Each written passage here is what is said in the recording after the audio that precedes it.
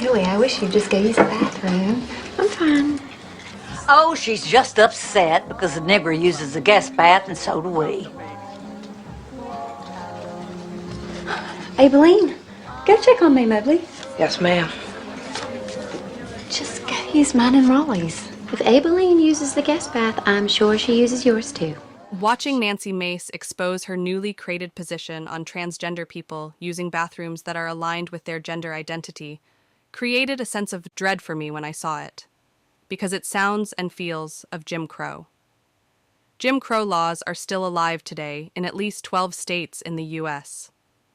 Jim Crow laws were explicitly designed to enforce racial segregation and oppression, depriving Black Americans of equal rights and dignity. The feelings of exclusion, humiliation, and othering experienced by Black Americans under Jim Crow are deeply tied to that systemic oppression. While it's critical to respect the unique weight of Jim Crow's historical atrocities, and are different in historical and social contexts, they do share a similar foundation. The use of law to codify exclusion and deny certain groups equal access to public spaces based on specific identity traits. The comparison lies in two areas of focus. 1. The emotional and societal impact of such exclusions. Both Jim Crow laws and bathroom restrictions send a message that certain people are less deserving of access to public spaces, creating a legal framework to enforce that belief. 2. Both also fuel stigmas and reinforce social hierarchies based on characteristics, race in one case and gender identity in the other. Her position is not as harmful and systemic as, say, the Jim Crow laws and the Jim Crow era, but it could be allowing just a little bit of that to get back into our discourse. Hell, Jim Crow started as a blackface minstrel show. Democrats known as Redeemers regained political control in the South and sought to reinstitute white supremacy. One of their main goals was to enact segregation policies to separate the races. These became known as Jim Crow laws and mandated racial segregation in all public places, including transportation and schools, and lasted until the civil rights movement of the mid-20th century. Jim Crow was a pejorative term for African Americans that likely came from minstrel shows in which white actors would don blackface to perform exaggerated imitations of African Americans that perpetuated inferior stereotypes. These laws, derived from discriminatory black codes, dictated separate and unequal treatment, with whites only in colored facilities. These laws became synonymous with racial oppression, fostering a legacy of discrimination and inequality. In response to the rights gained by African Americans after the Civil War, Jim Crow laws emerged to enforce racial segregation and restore white supremacy.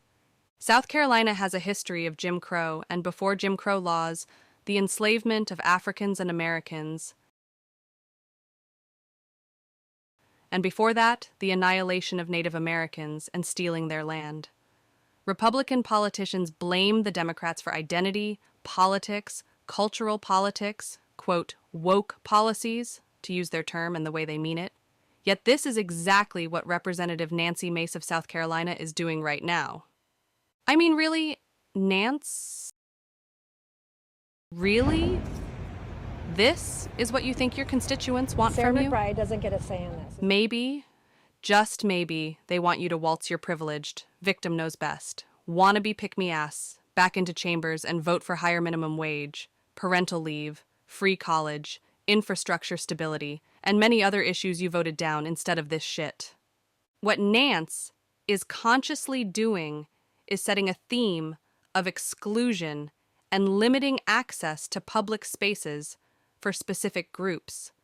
Both positions enforce a rigid boundary of who belongs in certain spaces, whether it be based on race, in the case of Jim Crow, or gender identity, in the bathroom debate. Her aim is to exclude transgender individuals from bathrooms that align with their gender identity and marginalize this group of people, which creates unnecessary barriers to their participation in public life. The exclusionary practices of Jim Crow laws and Nance's stance on restricting access to women's bathrooms based on biological sex, the use of law to codify exclusion and deny certain groups equal access to public spaces based on specific identity traits, is about as typical Jim Crow South Carolina as one can get. Well, I don't want her associating with colored people, period. Well, I'm very definitely against mixed marriages, and that's eventually what it's going to come to. If children are raised together, they're not going to think of anything of marrying. And we understood that it was going to be all white, and we were very happy to buy a home here. How about your... The institutionalization of exclusion through law is the same old tired handbook your great-great-great-great-grandfather used, and it is exhausting. Don't you get tired of perpetuating discrimination and harm? Get it together, Nance, of the U.S. and U.S. territories, your state that ranks 51st in education and has one of the highest poverty levels, 14%, resulting in one of the lowest median income of the U.S. This is tragic, especially when you are just posturing or jockeying for first position instead of the also rans. Your state is struggling and they voted for you to help fix it. Can you do that and use the bathroom in your office? I mean, since you're so triggered. All my life, been grinding all my life. Sacrifice, hustle paid the price. Want a slice, got to roll the dice, that's why. All my life, I've been grinding all my life. Look, all my life.